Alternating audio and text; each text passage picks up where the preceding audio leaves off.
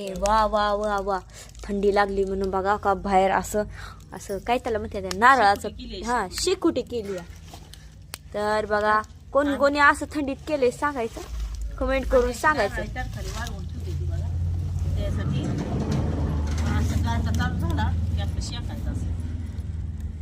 शेकल्यावर हात पांढरं होते तर आपण कुठे दररोज शेकायला लागले, आजच केली शेकोटी तेवढी.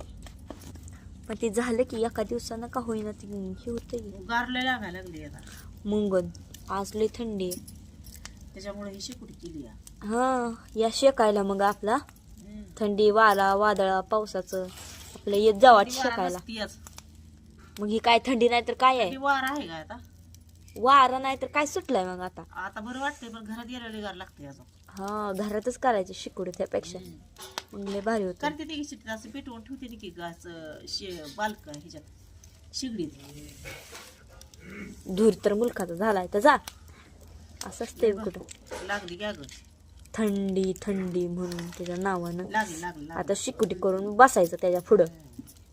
आता म्हणत होती ना लगी हे कडाके की सर्दी. हा बरोबर आहे. हा अजून काय आहे?